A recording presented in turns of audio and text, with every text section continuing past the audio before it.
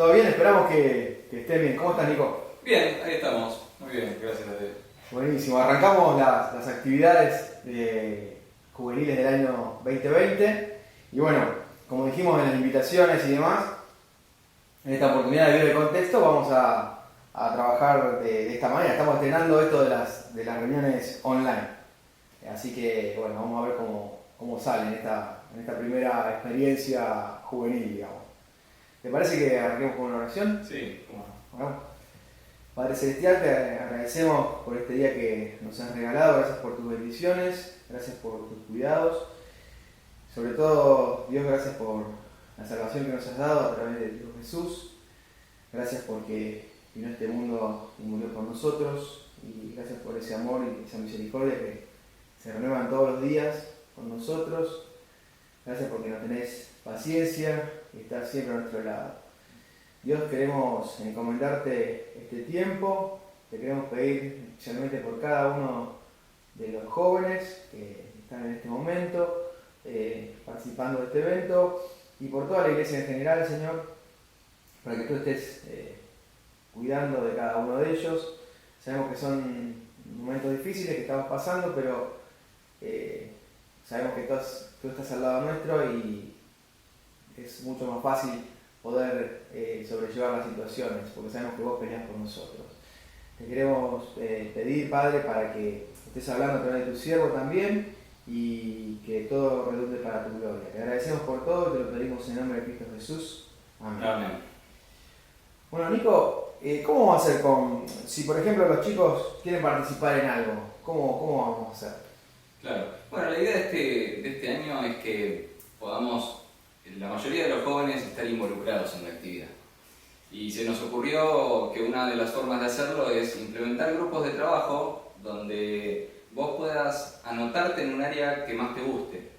Entonces lo que vamos a tener son áreas de trabajo en las que vos vas a poder decidir en cuál te sentís más cómodo, en cuál podés aportar más y así poder ser todos parte de la actividad de jóvenes, no solo con nuestra asistencia, sino también haciendo algo. Entonces, ¿cuáles son esas áreas de trabajo? A ver, contamos. Le comento también a todos los que nos están viendo, las áreas de trabajo las hemos dividido así. Capaz que ya muchos de ustedes lo saben porque hemos dado algún anuncio al respecto. Una de esas áreas es la de actividades especiales. ¿Y de qué consiste, Marcos, actividades especiales? Porque uno dice, capaz que uno se imagina, no sé, el día del niño y uno va a hacer una cosa así, ¿no es cierto? No, actividades especiales se refiere al tiempo en el que nosotros vamos a tener la reunión, la parte espiritual de la reunión, poder ese grupo pensar si va a haber quizás una participación musical, quizás un sketch, quizás pedir de hacer un concurso entre los chicos, pedir colaboración a alguien más, eso lo va a ir manejando en realidad el grupo. Así que la idea un poco es esa, pensar los ingredientes especiales que va a tener nuestro encuentro, que son ingredientes de tipo espirituales, ¿no es cierto?, de enriquecimiento espiritual de los unos con los otros. Pero después hay otras áreas. Por ejemplo, tenemos el área de decoración. Sabemos que hay algunos que les gusta hacer manualidades, capaz, o cosas elaboradas que son muy lindas y que enriquecen la parte visual de nuestro encuentro para vestir un poco el salón y hacerlo un poquito diferente. Bien. Entonces, ahí también, si lo tuyo es la decoración, si lo tuyo es armar cosas que visualmente hacen que nos alegre nuestra vista, entonces esa área seguro es para vos. Después otra área, por ejemplo, es el área de recreación. Como somos jóvenes, nos gusta divertirnos, nos gusta pasarlo bien, y un tiempo para eso es el tiempo post-reunión, o sea, después de la reunión, ¿qué hacemos? Y sí, nos gusta quizás compartir algo entre todos, pero puede ser un buen momento para tener un tiempo de entretenimiento, de juego, de recreación. Así que a vos te gusta pensar juegos, te gusta entretener a los demás, esa área también es para vos.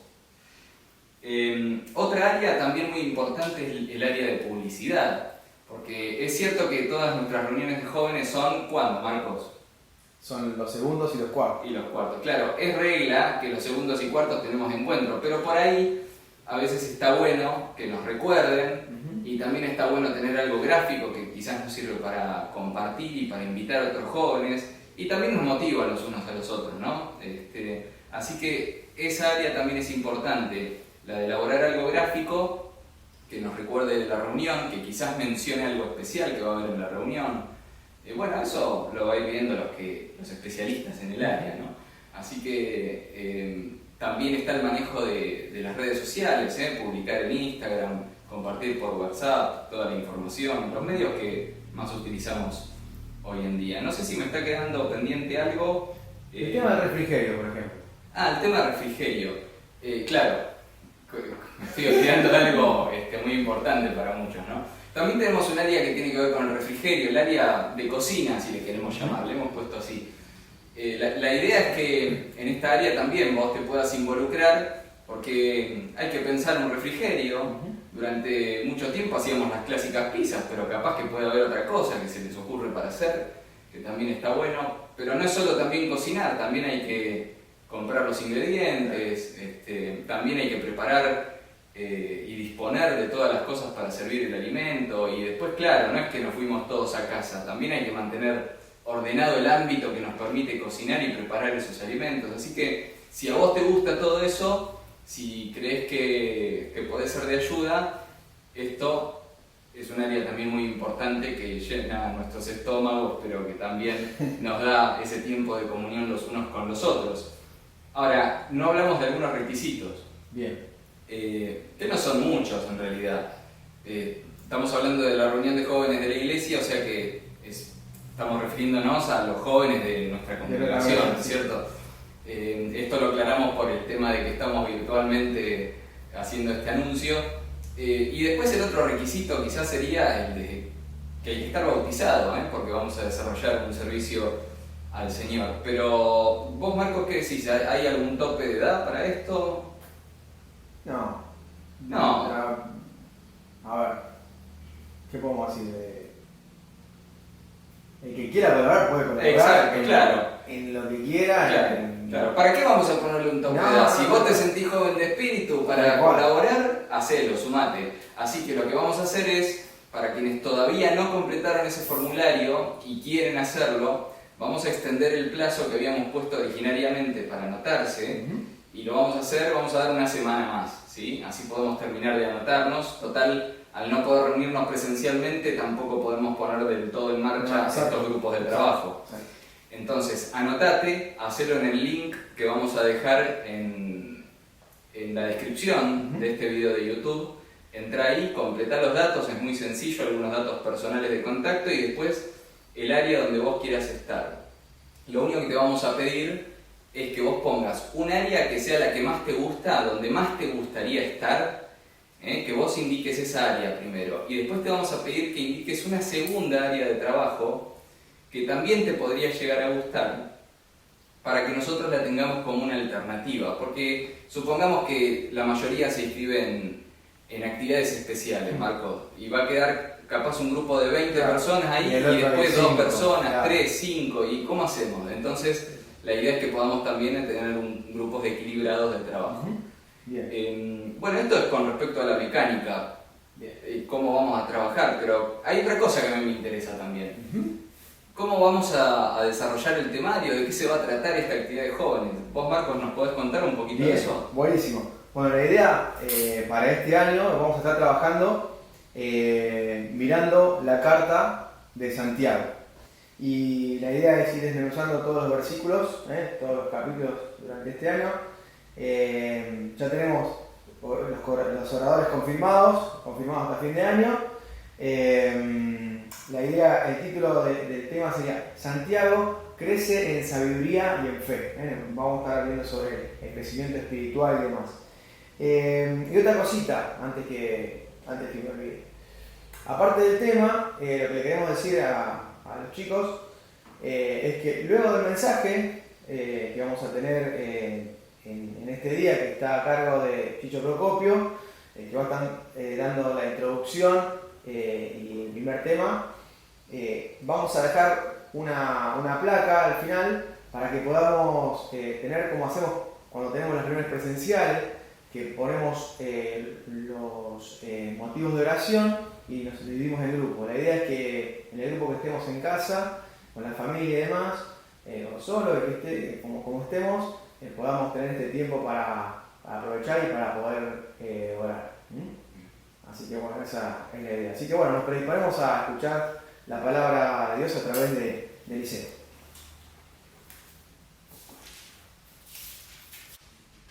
Chesterton decía que ser cristiano es correr el riesgo de que te traten de mártir o de tonto. Si queremos ser testigos de la fe, debemos recuperar el sentido épico de la fe. Por eso los aliento y los animo en este estudio que van a llevar a cabo del libro de Santiago, de la carta de Santiago. Gracias por dejarme ser parte y en esta oportunidad ver estos 4 versículos del capítulo 1, donde Santiago va a sentar las bases, ¿sí? Va a fijar las bases de lo que es toda la carta. Dicen los que saben de música que las primeras notas de una canción son las que marcan la tonalidad, y esto es lo que va a hacer Santiago en estos 4 versículos. Y sacar 3 enseñanzas. En primer lugar, ver al escritor, estudiar un poquito sobre él, entender quién era para entender lo que escribió. En segundo lugar, ver el ejemplo. Y en tercer lugar, ver el enfoque que tenía el escritor. Santiago, 5 capítulos, 108 versículos, con más de 50 imperativos de una vida que nos empuja a vivir una fe práctica. Tardaríamos 30 minutos en leer estos 5 capítulos, aproximadamente 30 minutos. Pero cuántas enseñanzas y cómo cambiaría nuestra óptica de ver la vida cristiana. Considerada como una de las epístolas generales y escrita entre el 45 y el 50 después de Cristo. Conocida como los proverbios del Nuevo Testamento y también por la similitud o por la semejanza al Sermón del Monte. ¿Cuántas enseñanzas? Por lo menos 20 podemos sacar que hacen alusión al Sermón del Monte. Contiene esta carta más de 40 referencias del Antiguo Testamento y fue una carta resistida por mucho tiempo. Y acá ya nos estamos metiendo un poco en el escritor. ¿Por qué una carta resistida por mucho tiempo? Bueno, en la Biblia aparecen distintos personajes llamados Jacobo, que es el nombre judío, que los helénicos lo llamaban Santiago.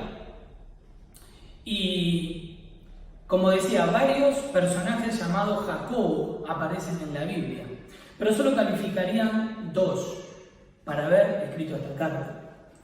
Sabemos que uno de los Jacobos que encontramos fue otro de los discípulos, pero que después no se menciona mucho en la Biblia de él. Otro de los discípulos, también Jacobo, el Zebedeo, hermano de Juan, fue muerto muy cercano, ahí en Hechos capítulo 12 se relata la muerte de Jacobo, por eso no calificaría para haber escrito la carta, por lo cual el único que calificaría para haber escrito esta carta, esta hermosa carta que vimos recién las características, sería el medio hermano del Señor Jesús. Digo medio hermano, aclaro, sabiendo que es hijo de María, pero concepción o concebido del Espíritu Santo, ¿sí? Por eso, ver estos 4 versículos con esta introducción breve que nos va a servir para entender, y según estas 3 enseñanzas vamos a ir viendo a quién le escribe, por qué le escribe, ¿sí? Siempre que entramos en el estudio de la palabra de Dios, es bueno situarnos en conocer el personaje, en qué contexto escribe, a quiénes les escribe y qué mensaje les dice. Y esto es lo que va a hacer Santiago en estos 4 cortos versículos, ¿sí? Podría hasta en los primeros 2 versículos ya darnos la óptica de qué es lo que quiere decir a la iglesia, a los judíos que estaban en la dispersión. Leemos los 4 versículos. Dice: Santiago, siervo de Dios y del Señor Jesucristo, a las 12 tribus que están en la dispersión, salud. Hermanos míos, tened por sumo gozo cuando halléis en diversas pruebas, sabiendo que la prueba de vuestra fe produce paciencia. Mas tenga la paciencia su obra completa, para que seáis perfectos y cabales, sin que os falte cosa alguna. Hasta acá con la palabra de Dios, estos 4 versículos. Y decíamos que vamos a ver el escritor, el ejemplo y el enfoque, ¿sí? En primer lugar, el escritor, ¿sí? hablar del escritor, tendríamos que hablar de la aparición en la Biblia, en la palabra de Dios sobre Santiago, ¿sí? Y hay varios textos que lo mencionan. En primer lugar vamos a ver la aparición como hermano del Señor. En Mateo 13, 55 dice esta pregunta: ¿no es este el hijo del carpintero? Se preguntaban. ¿No se llama su madre María y sus hermanos Jacobo, José, Simón y Judas? ¿No están todas sus hermanas con nosotros? Acá ya podemos ver la aparición de Jacobo como hermano del Señor, entre otros, ¿sí? En las veces que aparece Jacobo siempre es citado primero, eso nos da la alusión de que fue el segundo después del Señor Jesús en la casa, en la familia de María y de José. En Gálatas 1, 18 al 19 también es mencionado acá por Pablo, ¿sí? Cuando él está contando, dice que después, pasados 3 años, subí a Jerusalén para ver a Pedro y permanecí con él 15 días, pero no vi a ningún otro de los apóstoles, sino a Jacobo y a Clara, Pablo, el hermano del Señor. Acá estamos viendo la aparición de Jacobo. La Biblia nos lo relata como el hermano del Señor Jesús. Pero ahora vamos a ver la actitud que tuvo como hermano. Y en Marcos 3:21 dice: cuando lo oyeron los suyos, vinieron para prenderle al Señor, porque decían: está fuera de sí. Está fuera de sí. Mateo 12:46 dice: mientras él, el Señor Jesús, aún hablaba a la gente, he aquí su madre y sus hermanos estaban afuera y le querían hablar. Y le dijo uno: he aquí tu madre y tus hermanos están afuera y te quieren hablar. Respondiendo el Señor, al que le decía esto, dijo: ¿quién es mi madre y quiénes son mis hermanos? Y extendiendo su mano hacia sus discípulos dijo: he aquí mi madre y mis hermanos. Y en Juan 7:5 es una de las frases que más me llama la atención de los hermanos del Señor Jesús, entre los cuales estaba Jacobo. Dice: porque ni aún sus hermanos creían en él. ¿Cómo habrá sido nacer, vivir en un hogar donde en el mismo vivía el Señor Jesús? Dicen que la luz revela la oscuridad, que lo derecho denuncia lo torcido. Y yo me imagino este contexto de Jacobo en su casa, de haberse criado con el mismo Señor Jesús. Dicen: ¿no es este el hijo del carpintero? El Señor Jesús, 100% Dios, pero 100% hombre, fue un ejemplo de vida y de santidad. Y con los que él vivía les hacía llamar la atención: ¿no es este el carpintero? Dice que en una de las oportunidades, cuando fueron a una de las fiestas, muchos opinan que los padres lo perdieron al Señor Jesús, no se dieron cuenta, y algunos dicen que bueno, era el hijo al que no le tenían que tener cuidado. No sabemos, no podemos decir algo que no dice la Biblia, pero lo que sí dice es que el Señor Jesús desde muy chico ya crecía en sabiduría y en una estatura espiritual. Y este hermano, Jacobo, el escritor de la carta, fue creciendo con el Señor Jesús. Pero dice, ¿sí?, en la aparición y en la actitud como hermano, que no creían en él. Ahora, miren lo que dice más adelante la Biblia, la palabra de Dios. Y vamos a verlo desde el argumento de Pablo. Dice en Gálatas 2:9: y reconociendo la gracia que me había sido dada, Jacobo, Cefas y Juan, Jacobo, Santiago, Cefas, Pedro y Juan, que eran considerados como columnas de la iglesia de Jerusalén. Que eran considerados como columnas, nos dieron a mí y a Bernabé la diestra en señal de compañerismo, para que nosotros fuésemos a los gentiles y ellos a la circuncisión. Pablo, desde la boca de Pablo, está reconociéndolo como una columna de la iglesia en Jerusalén. Ahora miren el argumento de Pedro, en Hechos 12:17. Dice que Pedro había salido de la cárcel, ¿sí?, milagrosamente por la mano de Dios, ¿sí? Y tengo que hacer esta base, tengo que contarte cómo la Biblia menciona que era hermano, qué actitud tenían hacia él, pero ahora estamos viendo el otro lado. Que Pablo lo considera una columna y que Pedro va a decir en Hechos 12:17, cuando sale de la cárcel, va a buscar a la iglesia que se reunía en una casa orando, tiene que decirle Pedro, pero él, Pedro, haciéndoles con la mano señales de que se callasen, les contó cómo el Señor la había sacado de la cárcel y dijo, haced saber esto a Jacobo y a los hermanos. Y se fue a otro lugar. Les dijo, hacerle saber esto que ocurrió a Jacobo, como columna de la iglesia. Háganselo saber. Que le llegue la noticia de cómo Dios, cómo el Señor nos liberó, me liberó de la cárcel. ¿Sí? Poquito antes, en este relato, estaba lo que te contaba al inicio de que había muerto Jacobo, un mártir más de la iglesia. Por eso la frase de Chesterton. Y por eso le aliento a estudiar esto. Pero ya vimos la actitud o la aparición como hermanos, la actitud de los hermanos, y vimos el argumento de Pedro y de Pablo. Pero, ¿qué pasó en el medio? Entre la actitud que tuvo Jacobo en un inicio y la que tuvo después. Bueno, hubo un cambio, hubo un arrepentimiento. En 1 Corintios 15:7, Pablo está hablando, argumentando de la resurrección del Señor Jesús, cómo se le apareció a distintos personajes y que a último se le apareció como un abortivo a él. Dice en 1 Corintios 15:7, después apareció a Jacobo y después a todos los apóstoles. Acá tuvo un encuentro Jacobo con el Señor y su vida cambió. Por eso, entre la actitud que tuvo en un inicio la familia del Señor y entre ellos Jacobo, y el cambio de ser una columna, en el medio tuvo un encuentro con el Señor Jesús resucitado. 1 Corintios 15:7 nos relata esto.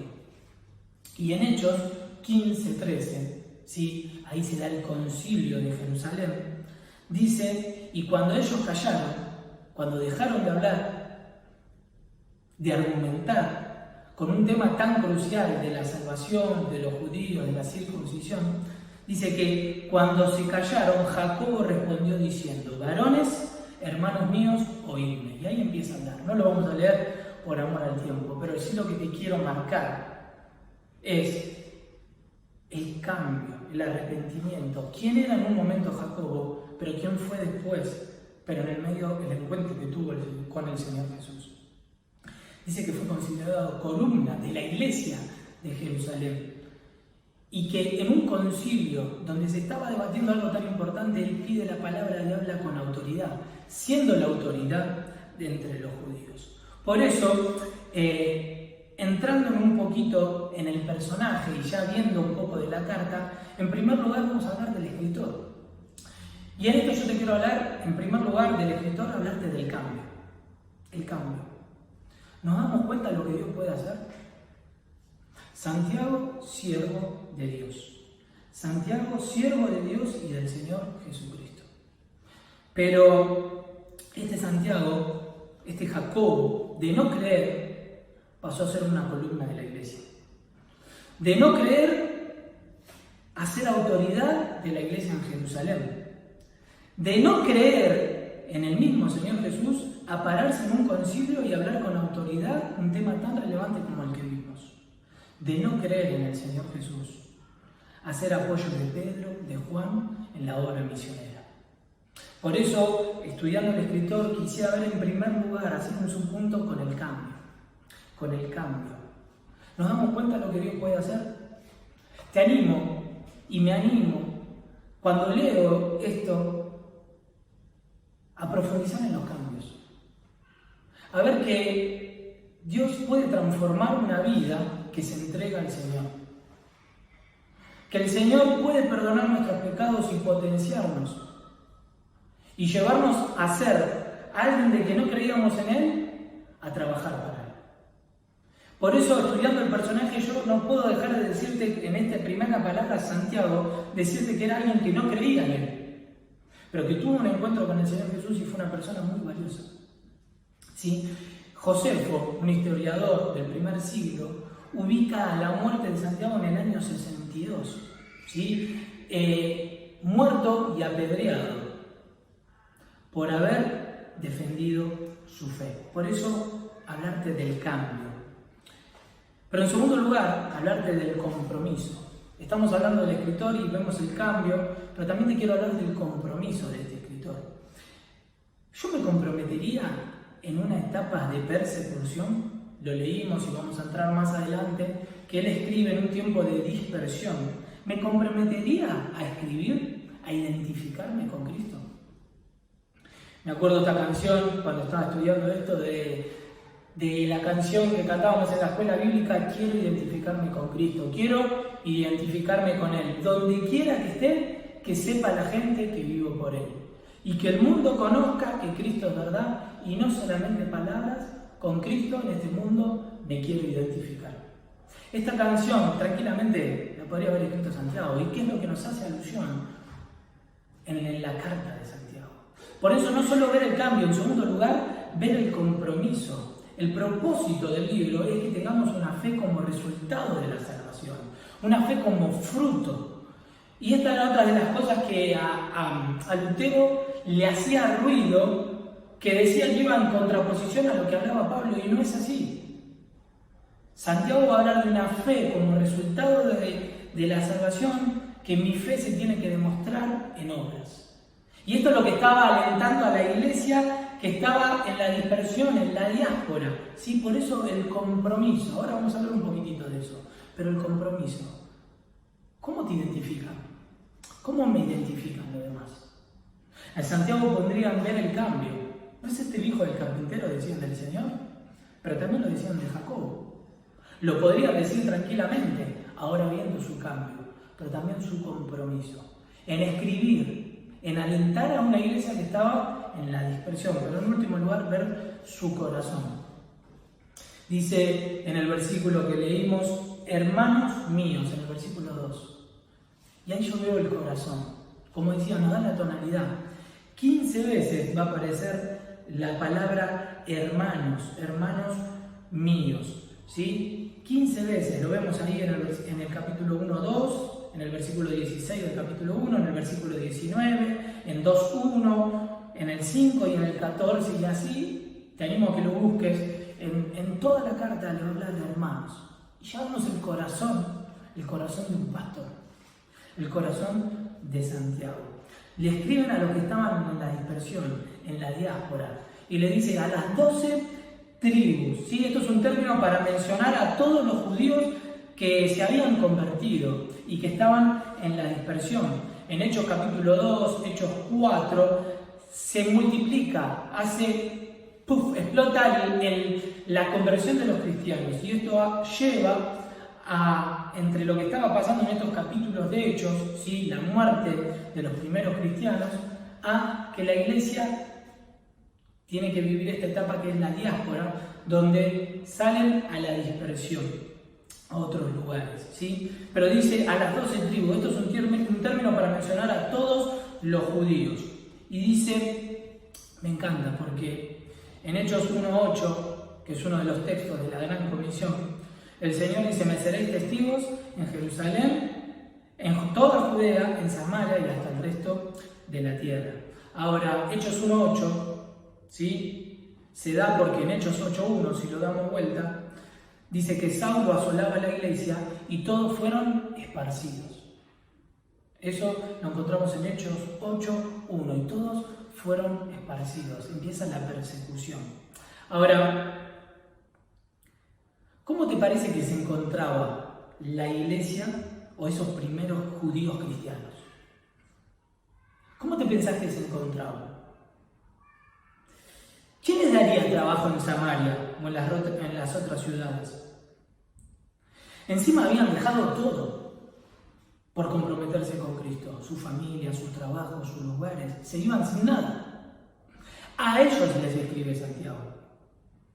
Todavía no había iglesia en otros lugares, me anotaba, como para recibirlos. Había una falta de liderazgo en las otras ciudades. Fueron nuevos en la fe y ya estaban viviendo la persecución. Por eso el cambio, el compromiso, pero el corazón de este escritor. Dice, Santiago les escribe a ellos de una forma muy sencilla. Muy sencilla. Ustedes que van a estudiar todo el libro de Santiago, van a ver que como inicia la palabra en un versículo, es como termina el anterior. ¿Sí? Capaz que en la traducción al castellano no lo podemos ver mucho, pero en el versículo 1 termina con la palabra gozo, y en el versículo 2 ¿cómo inicia? Con la palabra gozo. En el versículo siguiente empieza con pruebas, y en el anterior había terminado con pruebas. En el que sigue empieza hablando de la paciencia, porque el anterior termina hablando de la paciencia.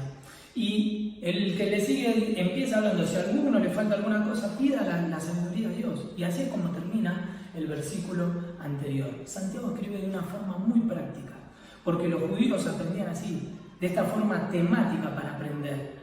Y Santiago desde el corazón les escribe de una forma tan práctica para que ellos lo puedan entender, ¿sí? Así que esto es un poquito del escritor, teníamos que sentar las bases para que también les sirva o nos sirva de todo el estudio, ¿sí? Entonces, viendo el escritor, hacemos mención al cambio, al compromiso y al corazón del escritor. Y yo me hago estas preguntas: ¿cómo me identifican?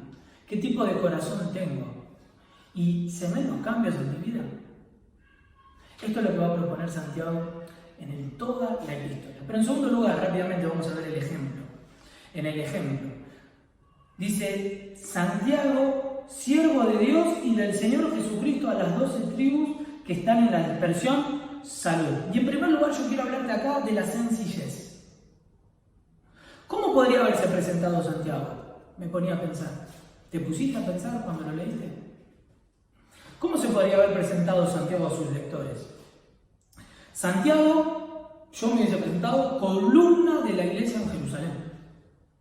Santiago, otra de las formas, testigo de la resurrección del Señor Jesús. Yo lo vi, se me presentó. Y después a los apóstoles. Y un último escalón, sacando toda la chapa, las credenciales, diríamos. ¿Cómo se podría haber presentado? Santiago, medio hermano o hermano del Señor Jesús. Pero no es así. Dice que Santiago se presenta, Santiago, coma, por eso tanta controversia en mucho tiempo, porque solo él se presenta diciendo Santiago. A él lo conocían por sus cambios, por su compromiso, por su corazón, ¿sí? Pero ahora vamos a ver un poco el ejemplo. Y en el ejemplo vamos a ver esta sencillez. Coma, dice Santiago, coma, siervo. Se presenta como un siervo. Uno de los mejores títulos que podemos tener como cristianos. Digo uno de los mejores porque el primero es ser hechos hijos de Dios. Y te hago esta pregunta: ¿sos hijo de Dios? Es el mejor título que podemos tener en la vida. Pero en segundo lugar, ser siervo de Él. Y Él se presenta como un siervo del Señor y de Dios. Dice, de esa manera se presenta. Qué curiosidad, ¿no? También me ponía a pensar que otro de los hermanos del Señor escribe, que Judas, y él tampoco se llama o se presenta como hermano del Señor, sino que se coloca como hermano de Jacobo. Miren, acá estoy dando alusión o referencia a otro de los pasajes donde aparece Santiago, alguien que aparece en distintos libros o en momentos de la Biblia que lo hemos visto. Pero volviendo a la sencillez, qué humildad de presentarse así, Santiago, siervo. Parte de su cambio y lo que Dios hizo se reflejaba en su humildad. Y me hacía esta pregunta: ¿cómo soy? Porque si no sacamos las enseñanzas prácticas de este libro, hermanos, yo los invito y me desafío o me desafía este libro, la palabra de Dios toda, pero en este capítulo que estamos estudiando, y ya en la presentación, Santiago, siervo, dulos, ¿sí? No vamos a entrar en la palabra técnica ahí, pero es esclavo por amor, alguien que se identificaba, alguien que lo gobernaba su amo, que la autoridad de él la tenía su amo, pero esclavo por amor. Miren el cambio, miren qué sencillez, ¿sí? Pero en segundo lugar, para ir avanzando, no solo la sencillez en el ejemplo, una persona humilde, sino en segundo lugar, va a clavar la estaca y nos va a desafiar en el servicio. No solo en la sencillez, sino en ser siervo, ¿sí? Siervo. Dice que Santiago escogió el mejor de los títulos, el ser siervo de Dios. Y de esto ya hablamos, pero en tercer lugar, el sentido. Dice, ¿por qué veía el sentido? Porque él cuando se presenta dice, Santiago, siervo de Dios y del Señor Jesucristo, a las 12 tribus que están en la dispersión, dice Shalom, como se saludaban los judíos, dice no, salud. Shalom significaba paz. Pero acá la palabra salud nos habla del gozo. Por eso en el versículo 2 va a empezar hablando del gozo. Dice gozo. Ahora, no es algo loco lo que le propone. No es algo fuera de sí que tengan gozo cuando estaban en la dispersión. Sino el sentido que le estaba hablando era que los saludaba y ya le daba esta actitud de gozo y que tengan gozo. Y no es un gozo sádico, sino es confianza en Dios. Confianza y seguridad en Dios. La carta a los filipenses, que es conocida como la carta del gozo, Pablo la escribe preso y por morir, y habiendo sido azotado, golpeado, pero es conocida como la carta del gozo. Porque el verdadero cristiano que experimenta el encuentro con el Señor, que tiene un cambio en su vida, tiene que llevar a vivir esa fe práctica. Y por más que estemos en pruebas, les va a decir Santiago, hermanos, tengan gozo. ¿Por qué? Porque le va a marcar lo que va a venir después. ¿Qué es qué? En tercer lugar, el enfoque. Vimos el escritor, vimos el ejemplo, pero en último lugar, ver el enfoque. Ver el enfoque. ¿Y cuál fue, en primer lugar, el propósito? ¿Cuál fue el propósito? Dice, hermanos, las pruebas son una realidad. Dice, hermanos míos, tened por sumo gozo cuando halléis en diversas pruebas. Ahí cuando halléis en diversas, dice, en multiformes pruebas, en variadas pruebas que hay. Pero yo no estoy diciendo que las pruebas son una realidad. Y esto ya lo había dicho el Señor Jesús, que en el mundo tendremos aflicción, pero confiemos en Él. Santiago nos está diciendo, hermanos míos, las pruebas son una realidad. Pero en el enfoque, él en primer lugar veo que le quiere cambiar o le quiere hacer sentir el propósito. Las pruebas exponen o muestran lo que verdaderamente somos. Habían movido el avispero, conocemos esa frase, ¿no? Habían movido el avispero, esto es lo que leímos en Hechos capítulo 1:8 de la Gran Comisión, y en Hechos 8:1 se produce la dispersión, ¿sí? A través de la persecución, movieron el avispero y empezaron los cristianos a expandirse y a llevar el Evangelio hasta lo que nos llega hasta el día de hoy. Y entonces, lo que le está diciendo Santiago es, hermanos, están en pruebas, pero miren el propósito de Dios, que estamos siendo probados, pero estamos llevando el Evangelio. Por eso tengan gozo. Por eso miren el resultado final, que es lo que le va a hablar después. ¿Sí? Y yo me ponía a pensar, ¿o vos pensaste alguna vez que tu sufrimiento, que tu experiencia puede ser de bendición a otros? ¿O le puede ser de bendición a otros? Lo que le estaba pasando a estos primeros cristianos que habían dejado todo por comprometerse, por identificarse con Cristo. Y el pastor Santiago de Jerusalén se tuvo que quedar en Jerusalén, pero por su compromiso les escribe y les dice, hermanos, tengan gozo cuando halléis en diversas pruebas. Por eso el propósito, el enfoque. Y me ponía a pensar en esto, que las pruebas reflejan lo que verdaderamente somos. Él más adelante va a hablar de las pruebas, de las tentaciones, y él va a marcar la diferencia entre prueba y tentación. Es una palabra que también te animo a que la estudies en la carta de Santiago. ¿Sí? La prueba viene de parte de Dios y la tentación de parte de Satanás. El fin de la tentación es destruirnos y el fin de las pruebas es que salgamos victoriosos y que seamos mejores después de la prueba. Es la forma que tiene Dios para probarnos, para ver qué hay verdaderamente dentro nuestro. Y eso es lo que le propone Santiago a estos cristianos que estaban en la dispersión.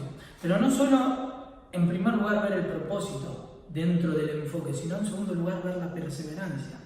Dice tener, ahí la palabra tener por sumo gozo significa consideren, vean, analicen, cambien el enfoque, los desafía a ver distinto, ¿sí? Consideren, Dios nos prueba para perfeccionarnos. Pedro más adelante va a decir que la prueba es probada como el oro, ¿sí? Que después de un proceso sale hermoso y verás cómo lo es el oro. Dice que la paciencia es la capacidad de soportar el peso por un tiempo. Y eso es lo que lo está alentando Santiago, a que tengan perseverancia en la persecución, en lo que estaban viviendo como primeros cristianos. Que no se desvíen, que tengan una fe práctica. Por eso le va a hablar de que no tengan diferencias entre los ricos y los pobres. Después van a leer, seguro en el estudio de la carta, que muchos se estaban aprovechando de los cristianos, porque iban sin nada, entonces los estaban asolando, los estaban ultrajando y estaban trabajando en condiciones precarias, ¿sí? Y él les lo llama a decir, hermanos, estén con sumo gozo cuando lleguen diversas pruebas, porque las pruebas de nuestra fe producen paciencia, ¿sí? Pero en último lugar, dentro del enfoque, vimos el propósito, vimos a la perseverancia que lo llaman las pruebas, pero en último lugar, hablar del concepto de plenitud. Porque esto es lo que llega en la escalera ascendente, en el concepto que quiere llegar Santiago. Dice, la paciencia, decíamos, es la capacidad de soportar peso por un tiempo.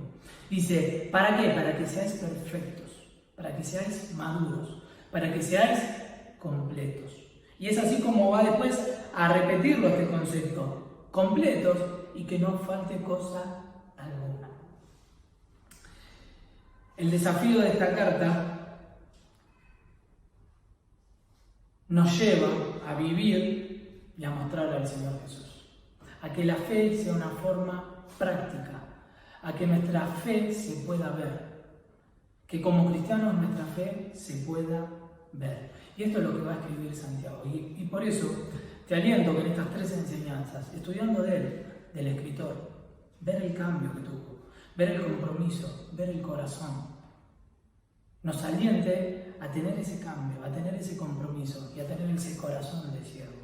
En el ejemplo, ¿sí? Ver esa sencillez, esa humildad, cómo él se presenta, cómo él vive. En el servicio, ¿nos pueden identificar como siervo? ¿Pueden mis ancianos, puede la iglesia, puede el Señor, sobre todas las cosas, contar conmigo? Pero en último lugar, el sentido. Él los llama a una esperanza, les dice salud.